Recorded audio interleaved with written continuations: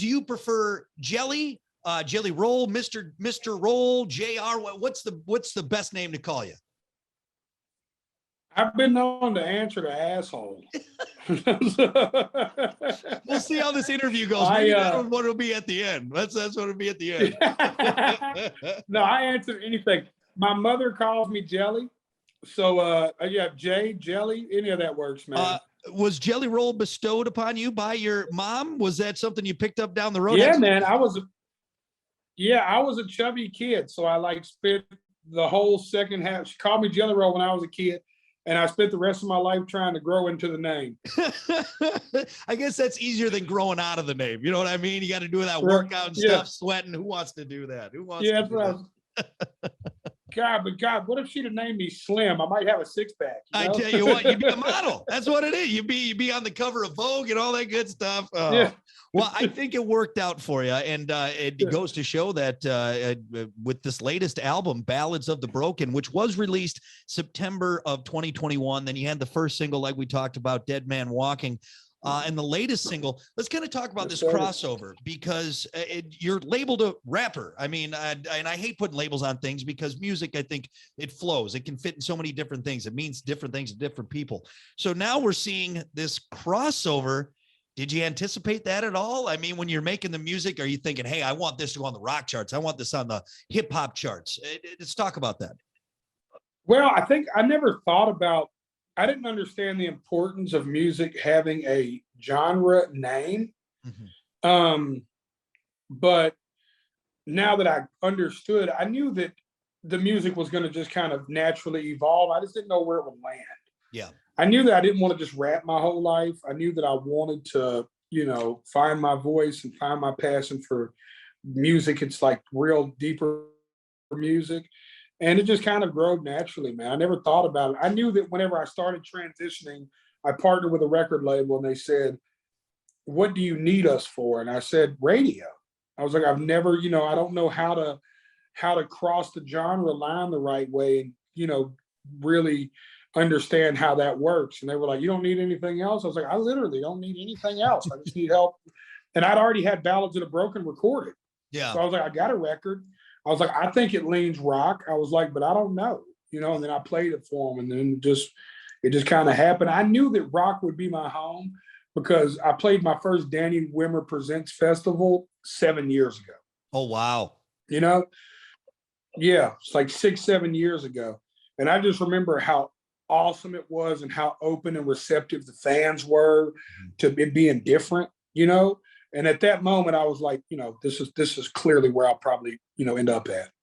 Well, I think there's always been a fun mix. I mean, we can even go back to, Walk This Way, Aerosmith, and Run DMC, putting that rock and hip hop rap together. So I don't think there's much contrast there in a sense, but it's interesting to see, because you can get hung up on labels and you can get hung up on genres and everything, which everyone is obviously not hung up on this, because you're hearing it all over the place. Dead Man Walking, again, a huge single for you coming out of that. Was that kind of unexpected for you? Did it kind of, oh, wow, okay, this thing's really taken off. And then now Son of a Sinner,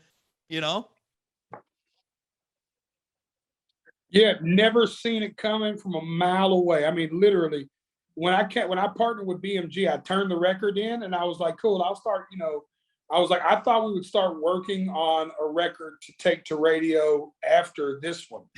And the people called me a meeting and was like, you realize how good Dead Man Walking is? And I was like, what? I thought it was bumping, but I know, they were like, I was like, yeah, I love the song. They were like, no, like, this is like, could be a hit. I was like, no way, dude. They were like, I swear to God, we're taking it to rock radio. And I could have never, if I'd have been in charge of picking a song, we'd still be waiting, right? You know what I'm saying? Because I just didn't know, and I knew I liked the song. I knew it had a good feeling, Yeah. And I just, selfishly, I wrote the song because, it was a reflection of my own inner battles. And I wanted something a little more up-tempo to start the album. Because I don't know if you've listened to the whole Ballads of the Broken. It's a short body of work, but it gets a little. My music tends to at times get a little draggy, right? I'm a real kind of poetic writer, so unfortunately, tempo wise, it's kind of. And I was like, yo, I want to do something rocking, You know what I'm saying? That's how Dead Man Walking came. So it was very deliberate, the sound that you were going for Dead Man Walking, that first single. You knew what the end product was, kind of maybe getting off script or maybe out of your comfort zone for that track.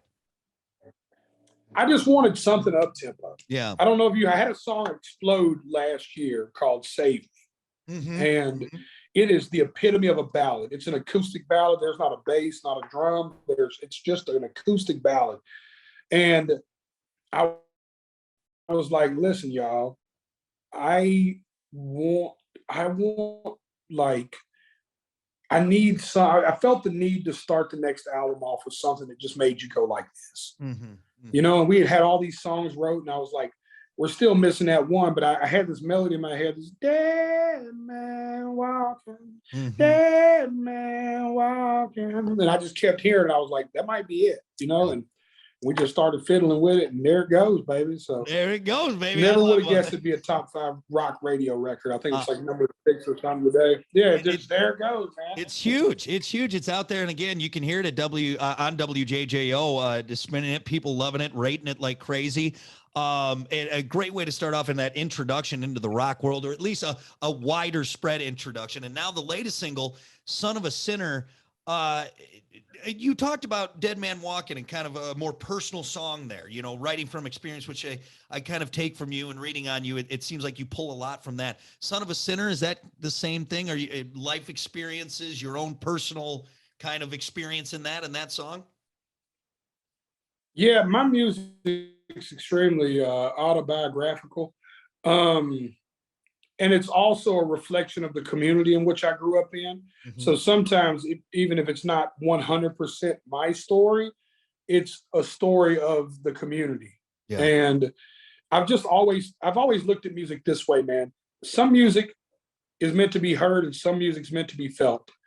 And I always wanted to make music that made you feel something. Because the songs that meant the most to me and helped me the most in life were the ones that evoked emotion. Yeah, of any kind, you know. And I never listened to music from an artistic perspective of like, oh, that was a really cool riff, or oh man, to me it was top line driven. It was like, man, what that makes me feel something, you know. Yeah. And so most of my music always leans that way. And even with Dead Man Walking, Son of a Sinner, same, but even more of an up tempo record, I wanted to make sure that what we were saying made people feel something, you know. Yeah. I love that I got a tweet from a person that's like a super rockhead, and they were like, look, man, at first I thought it was going to be too soft when I heard the dun-na-na-na-na, and then I heard, I threw my phone out of the window, I'm so over it. Yep. And he was like, I didn't have to hear the rest of the song. I instantly related. Yep. You know what I'm saying? He's like, I think about throwing my phone out of the window every day. You know what I'm saying? So once a day, he's like, I have a text message that makes me just want to break my phone. Oh, absolutely. And I was like, yeah. So to me, it was just relatability. And that's what's cool about music, you know? The Son of a Sinner was the same thing. Yeah. I mean, I love it, man. And I think it's so cool. And that's what I love about the rock community, just being open to that and seeing this from a rapper, quote unquote, you know, it's really cool. And it's storming up the chart. So congratulations. Again, the latest album, Ballads of the Broken. We've heard Dead Man Walking. Now we're getting a taste of Son of a Sinner. You can get that. It's available now. Jelly Roll, what are you doing tour wise? You hitting the road? Where can people see you? What do you got lined up with this now? I am, man. We're doing a lot of festivals this summer, mostly festivals throughout the summer. Then the fall, we're going to be out with Shinedown. Nice. We're doing direct support. We're opening up for the boys, and it's going to be, you know, dream come true tour for us, you know, and I'm really excited about it. So, you know, this is just all an accumulation of going, man. I can't wait to go out and learn from Shinedown.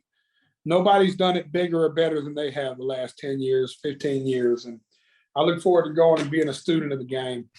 Well, you're definitely going to learn a lot, but I think they got an easy student. You know, it's a very good grasshopper and master type deal, you know, right? So I think you'll be all right. Yes, sir. I think you'll pick it up fast. Yes, sir. Well, hey, dude, that's super awesome, man. And I appreciate you taking the time. We are a little tight on time, so I'll wrap it up with this. Ballads of the Broken, Jelly Roll. Go check it out. Everyone's talking about it. Add it to your collection. Son of a Sinner, the current single. Obviously, you've heard Dead Man Walking, and folks, you will not be disappointed by this record. Go check it out, and again, add it to your collection. And then see him on the road with Shinedown coming up very soon, all the other great stuff. Okay, Let's go, baby! I have a couple things real quick I got to get to. You had a mixtape called Whiskey, Weed, and Women, originally called Whiskey, Weed, and Waffle House, but Waffle House got on you and said, no, cease and desist. Is there any bad blood with Waffle House, or have you guys mended fences at this point? Oh, we're good, man. I'm too fat not to go to Waffle House. They had me by the balls, man. I couldn't be like, I'll never eat Waffle House again. My boycott of Waffle House lasted until the first time I got drunk after they cease and desisted me. So like 3 days later, I was like, I just go to Steak and Shake. And then I was like, Steak and Shake sucks. Nice. Take me to Waffle House. You broke easy. You broke like that X you can't get rid of. I wish I could quit you, Waffle House. Yeah, but I just can't, dude. You're my favorite drunk and hungover food. When I go to Waffle House, I get the hash brown bowl now. I used to get the All-Star breakfast, and I used to get it scattered, smothered, covered in chunk. And then I would get one to eat there and then one to go. Oh my God. And the one to go was for when I woke up hungover. You know what I'm saying? That is some premeditated drinking and Waffle House shenanigans. I don't think I've ever thought it that far through. I got to give you credit, man. That's amazing. That's amazing. Dude, I have a PhD in buzz management. We should hang out. Man, I don't know if I could, but I guess you could show me the ways. I mean, already I've learned so much. Sir. I've learned so much. Last thing. Grasshopper. Yeah, thank you. Yes, I'm in the drunken Waffle House ways. Last thing, because I know you got to go. I got some tats. I'm a big tattoo guy. Obviously, you're a fan.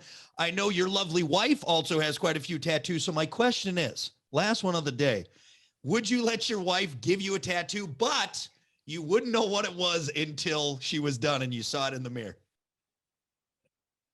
Oh yeah, for sure. Really? That's my best friend. She wouldn't goof me up. I don't know.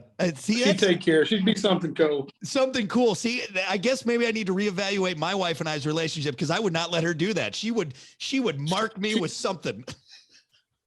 Oh yeah, you'd have a unicorn humping a donkey or something, huh? I'd have a traced penis outline. How did you trace it? What happened here? I don't know what happened.